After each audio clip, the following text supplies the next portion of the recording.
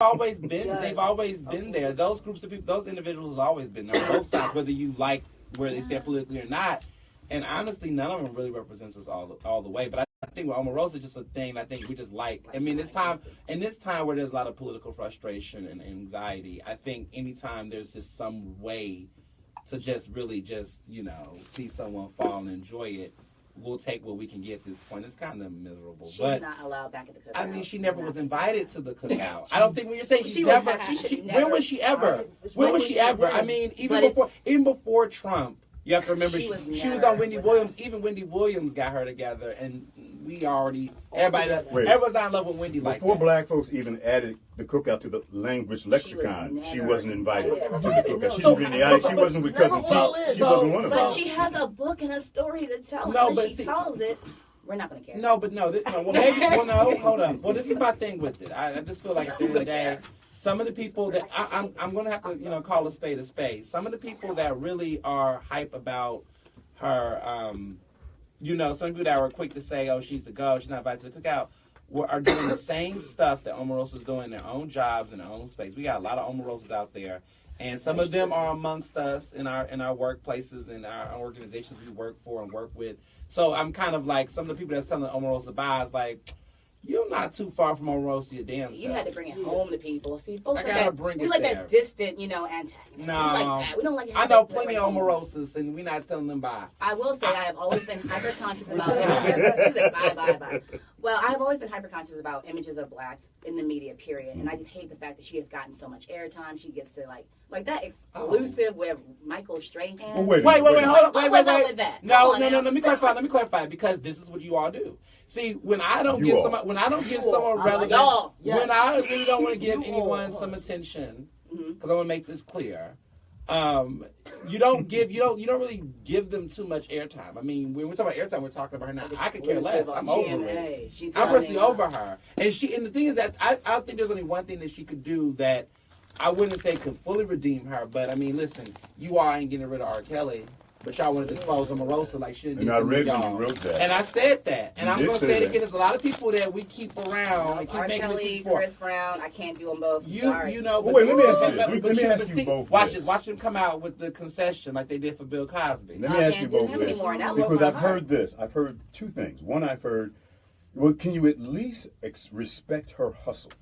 No, because her tenacity. It's like the Drop Squad needs to come back. That's what I'm talking about. Like, that's like telling Jeffrey Dahmer, you got to at least respect his hustle. Motivational skills. You can at least respect his appetite. Wait. You got a good appetite. You got a serial killer in Omarosa. Wait a minute. Wait a minute. You don't consider. I mean, one of the gory, gruesome. All I'm saying is you can't downplay. You can't. I mean, you can have it two ways. If you think that what Omarosa is doing is highly detrimental to the community, just to people in general, then you got to give that right. And if you don't think it's that big of a deal, then why are we making a big deal? Why are we so excited that she's out the White House? I got criticized for saying the best way to hurt or get at Omarosa is to ignore Omarosa. Yeah, like a billboard. She's not around. But so then wait a minute. So then the feedback, the clapback was, well, who are you to say ignore somebody? You're a slave master? I mean, just because somebody thinks differently, I get that a lot. Because somebody thinks differently, we have to be ostracized and blah, blah, blah. And that's why they're still in the sunken place. But what is she, thank you, I'm like, really, what is she contributing to the African-American community outside of promoting Omarosa? No, but I don't care. Wait, her community, you mean her community? We're still trying to figure out what community that is. She's a member of her community. We don't know what that is. Like, she mentioned it. No, but here's the issue. I mean, community is a very broad word, right? I mean, by default, she is a part of the community because the reality is that this community doesn't take all perfect people. Like I said before, there's a lot of people that are doing some raggedy stuff. A lot of men that don't get any type of any type of issues. I mean, we'll talk. Everybody can all agree on Omarosa. Like the way they come after the black women that are quote unquote problematic in the community is never the same. That's how they come for some of these black men who've been trashed, and they get to be trashed for decades. Yep. So I think it's interesting.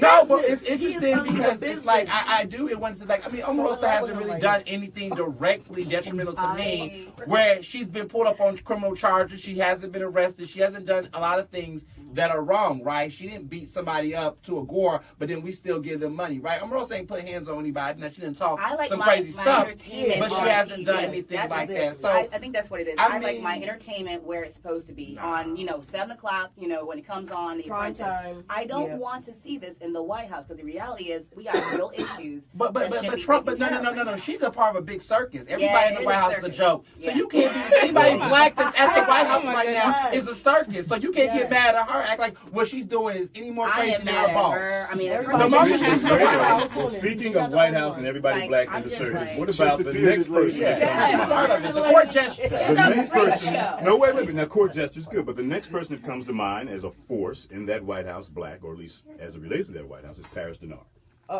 He's not No. in that White House. But he is a White House. spokesperson and a face for Trump, a black face for Trump, And a y'all black making voice for him Trump. relevant by keep talking He's about him. not really. I have to that. Google him before I came up.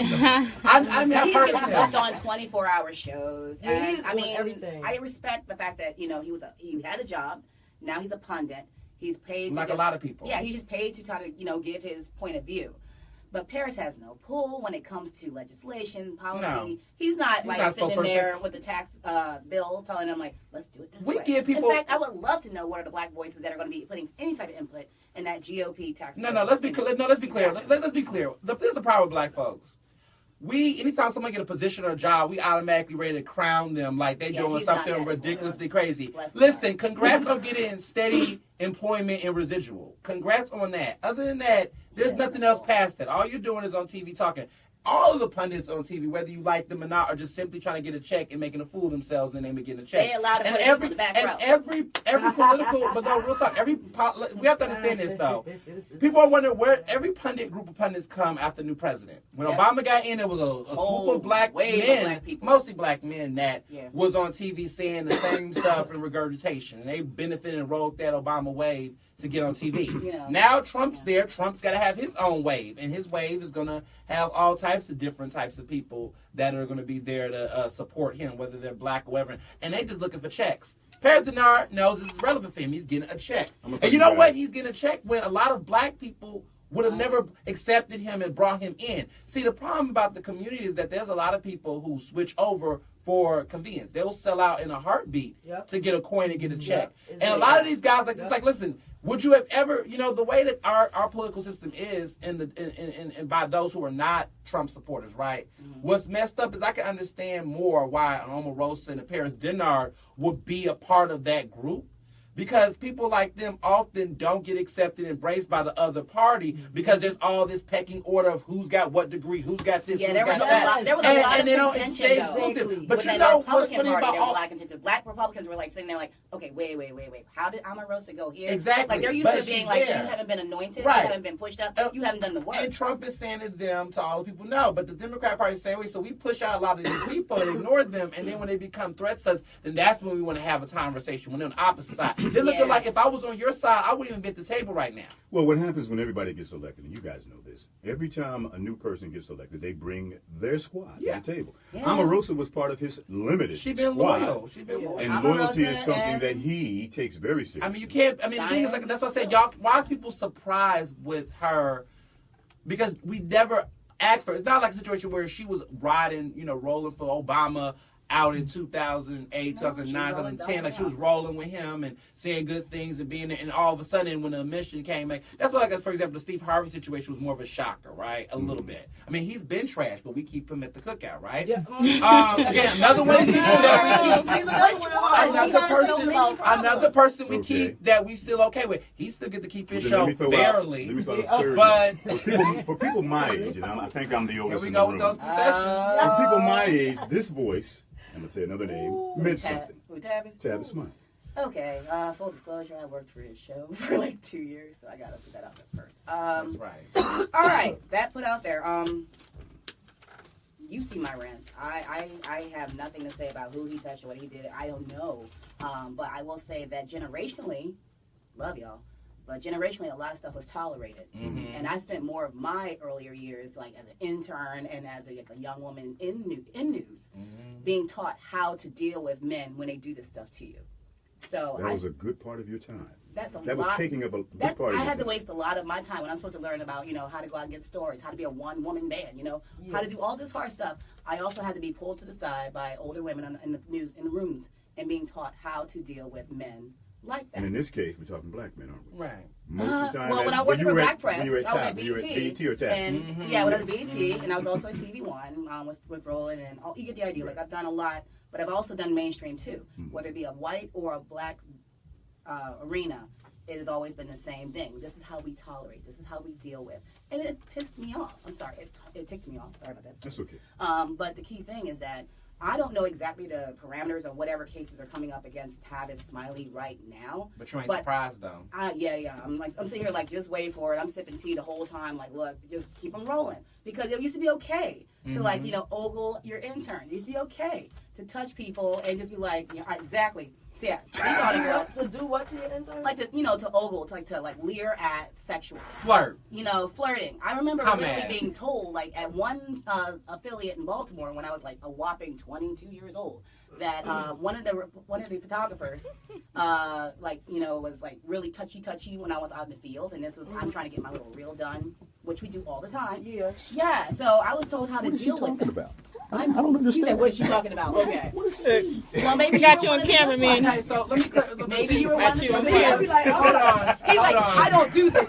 Wait. Let me clarify this though too. Yeah. I would say as I'm only 26, but like as a gay man, I have a lot of friends who are women who I've worked with throughout red carpets for some of these companies and things, and it's almost a part of the culture almost where I would hear some of the stories. They'll come to me and tell me, or I will be observing, looking around. I could see things. I could see them being uncomfortable, and I would have to unfortunately chime in and block the situation, which is good. But one of the things that did annoy me about it is that everybody, everyone, what I would wish a lot of men would stop doing is that I always tell people, if you are not a rapist, there's no need to play devil's advocate in this conversation. Thank you. Let them go. Let them go. Let them go. If you're somebody who is not, let me say something. When you do bad things, you know when you're doing bad things. Thank you. Everybody has a moral conscience. Everybody knows. And when you're looking at what these allegations are, they say, well, this can happen to anybody. Oh, so you're going to lock somebody in a room and masturbate? And is that what you do? You say that first thing Saturday morning. Like, is that what you do?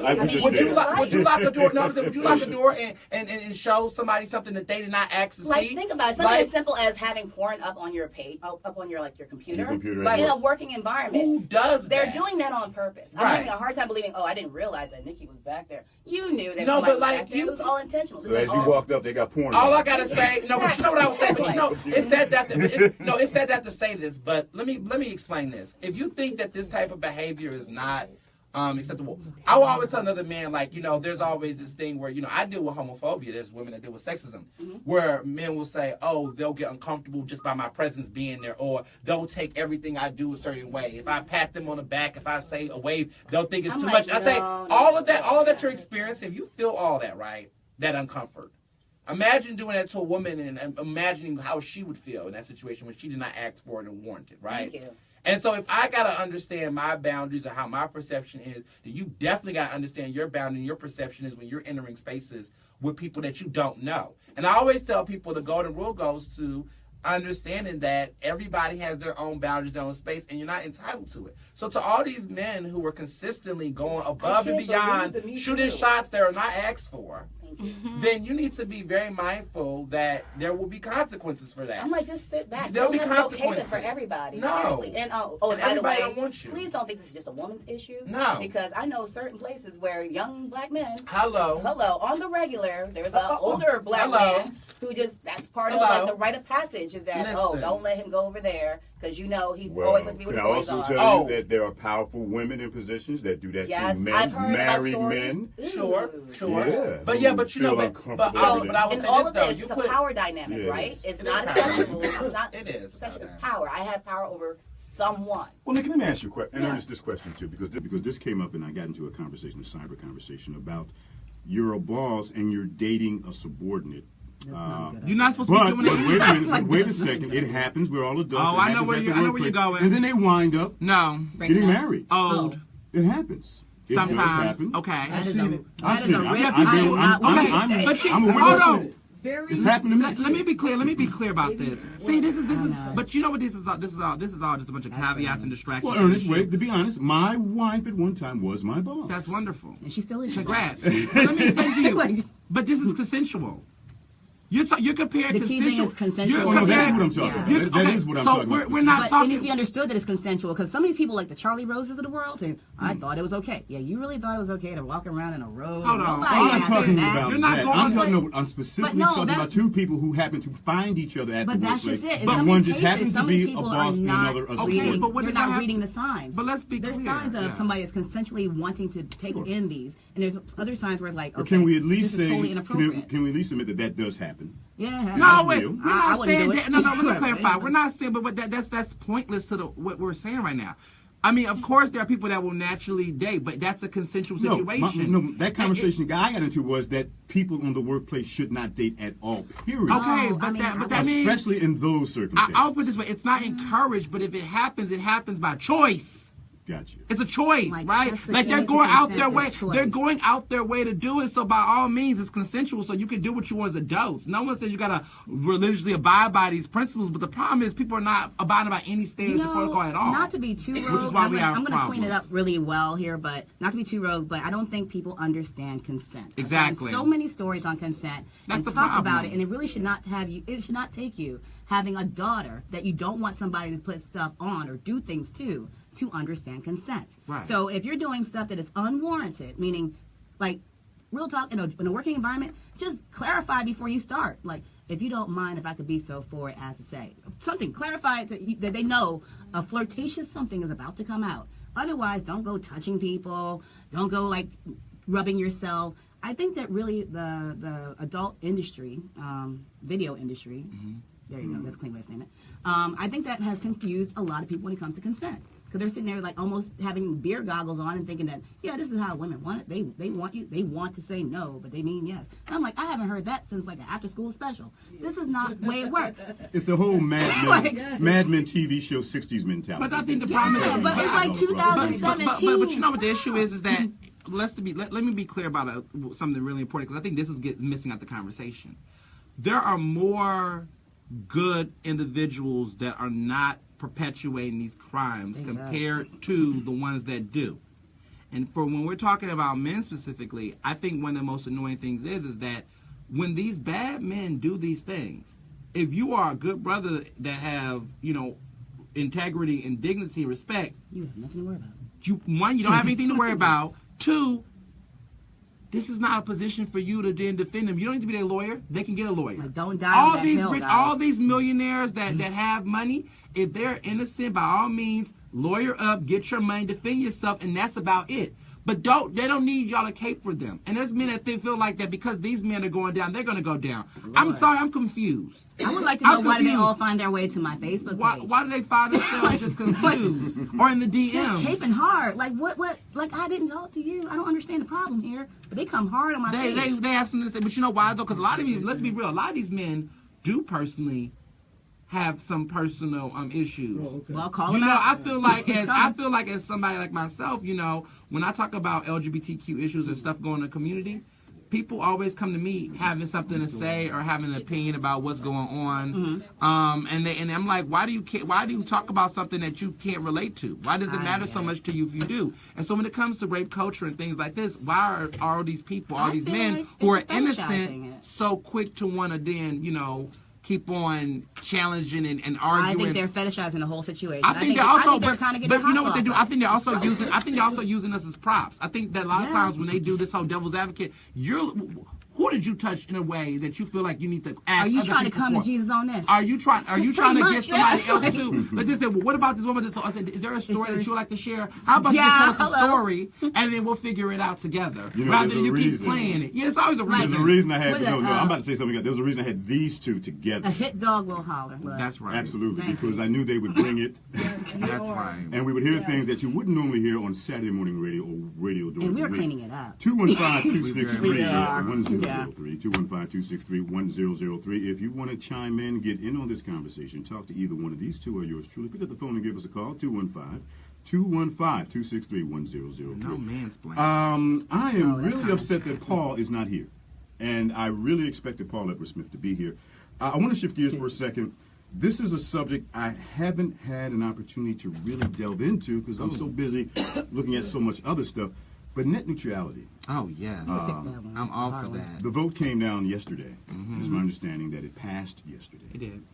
And I don't know that I'm the person that can best flesh out what it is, but for all intents and purposes, your cable provider will now be able to charge you based on the speed as well as the programming, per programming or something like that. There's going to be an additional fee to everybody's this is all monthly. So I'm on the board of Philadelphia Community Access Media. So we had some people sent to D.C.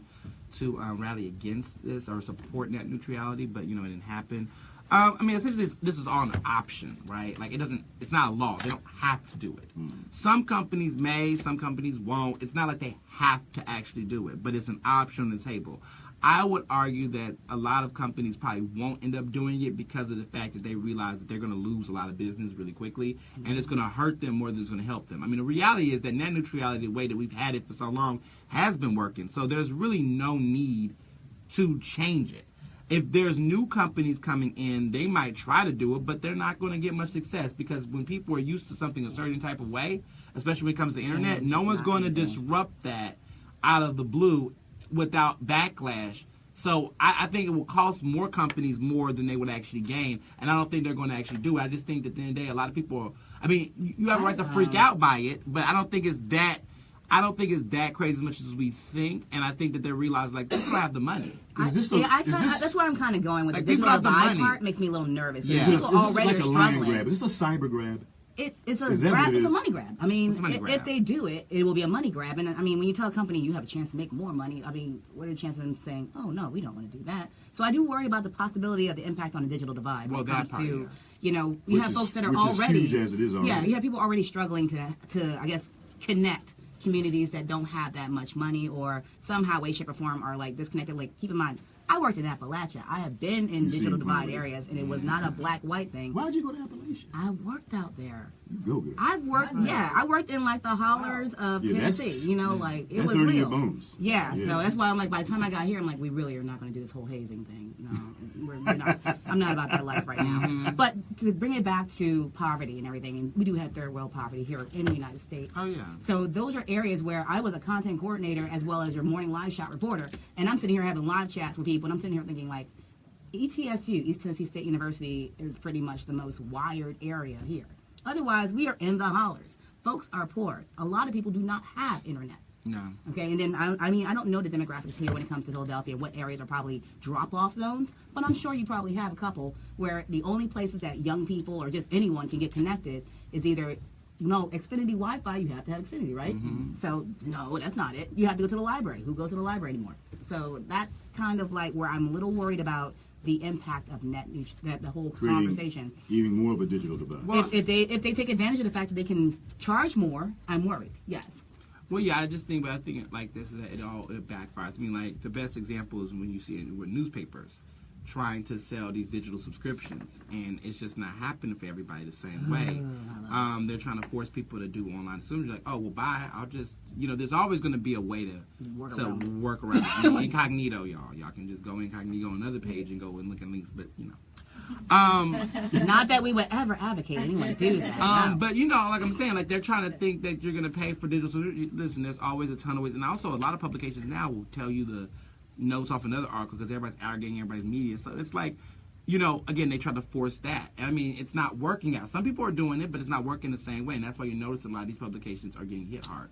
So it's the same way with the internet. Some of these services will try to do that. And people will just say, oh, I just did this for fun. Oh, you're going to charge me for Hulu extra? You're going to charge me for this extra? Like, who has I'm not going to do anything more. Now, what I might think that might happen, and I envision, is that Comcast or companies like that who have Wi-Fi, what they'll do is they'll take care of the front end of those deals and then raise their monthly premium. So you'll have everything the same, except they're just going to raise the price on the end. So, like, my Wi-Fi, I have this crazy Wi-Fi. I spend $100 a month on Wi-Fi, but it's really, really good. I work from home a lot. So I could see them saying, okay, well, this package, we'll just up it by $25 more, which is ridiculous for some people, right? So it'll go from 100 to 125, and they'll do that for a lot of different plans, kind of like with cell phone bills. Like they'll just change it up like that. So it's like you're not going to have to do it individually. You'll have everything. They'll take care of all the front end, but they're going to raise the monthly prices everywhere else. Well, speaking of that lack of broadband, I believe.